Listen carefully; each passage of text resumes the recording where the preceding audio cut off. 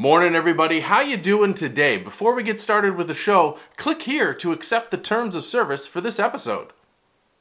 Don't want to do that? Good on ya. But that's what we're talking about today. It's terms of service and legal click-wrap agreements. Now that's a term for legal agreements that you are forced to essentially accept before you can use a service. Now that's not out of the ordinary to have to accept an agreement before starting to do business with something, but given the rate at which we are accepting these things, it's up to us to understand what's in them.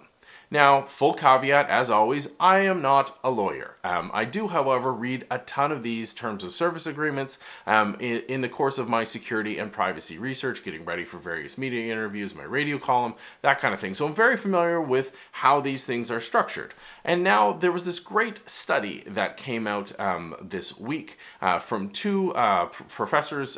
They did some social science research around the complexity of these agreements. And as part of their research project, they analyzed over 500 terms of service from various sites around the internet, including the big ones like Google and Facebook and Twitter. And they found that these were essentially unreadable. And by that, what they mean is that they did an analysis of the complexity of the wording within these agreements as well as the sentence length. There's some standard measurements, standard tools to help measure readability. And basically they found you need about 14 years of education in order to truly understand these agreements, the terms of service agreements. Now the average recommendation for anything that's public facing is about 8th grade, and these guys went well beyond it, or the terms of service that we normally click on went well beyond that into graduate level understanding. So most people truly don't understand what they're agreeing to after they've read it, and that's assuming they actually read it.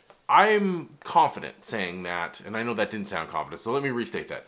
I'm confident saying that you've agreed to hundreds of these things yourself, whether you know it or not. Using any of these services, you agree to the terms of service. Now we're seeing it on websites where they pop up with oh, by surfing this site, you accept our terms of service, not even signing up for an account. So this is a major problem because these terms of service, these legal agreements, essentially control how the internet does business, whether it's actually called out or not. So when you sign up for an account, they lay out the terms of service. Now sometimes they have a nice sort of human readable version, but that's not what's legally binding. There's a legal contract there.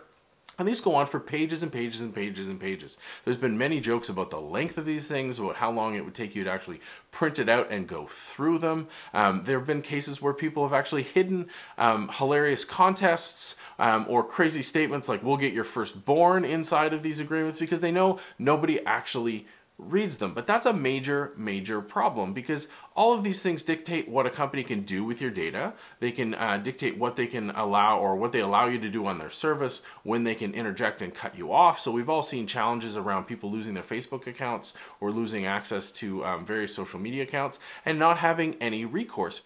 And that's a problem because one of the defining factors of these terms of service is that they lay out where any legal challenges will take place. They lay out the jurisdiction. If you want to sue the company, it's going to be in the jurisdiction of their choice, and you better believe that they have picked out that jurisdiction based on an expectation of a favorable ruling or something else deeper into the terms of service.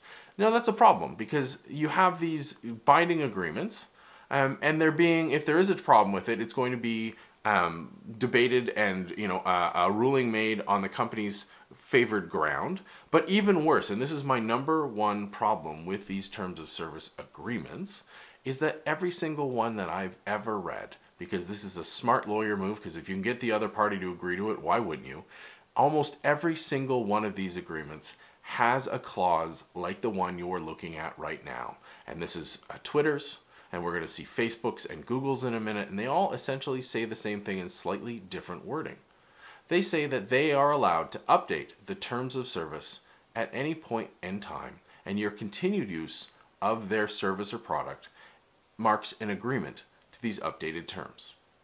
Now, some of these agreements call out and say if it's a material change, we're going to let you know so that you can be conscious of the change. We'll advertise it ahead of time, but they decide what's a material change. But they almost all have this agreement where you've agreed to it and then they can change the terms at any point in time. And this isn't just services like Facebook or Twitter or Google. This also applies to your internet service provider. You are using their service based on various terms. Now, don't get me wrong. I'm not arguing against having contractual agreements that explain what the relationship is between two parties. In fact, I think that's a very good thing.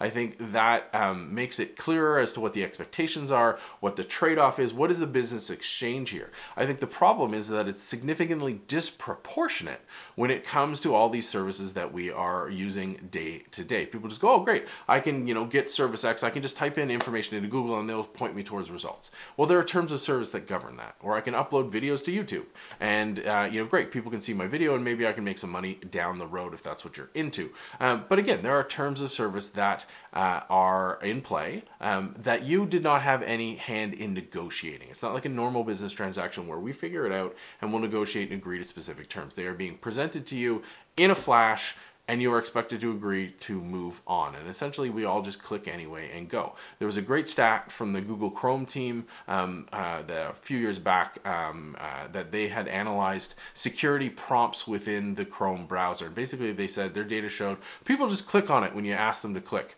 to continue because they want to accomplish a goal. And if you put anything in their way, they're going to agree to it to move on. And I think the same thing applies for terms of service. But the challenge here is that terms of service have a very real legal consequence. And as this study has shown, none of us, or very few of us, can actually read and understand them, yet we are all agreeing to them. This will come back and bite us at some point. The only question is at what scale, how badly, and is there anything we can do about it? Let me know what you think. Hit me up online at marknca in the comments down below, and as always by email, me at markn.ca. Have you ever read the terms of service? Did you understand it? Did you like it? Were you aware of the scale of the problem? We need to start talking about this because it is only going to get worse from here on out. Hope you are set up for a great day. We'll talk to you online, and we'll see you on the next episode of the show.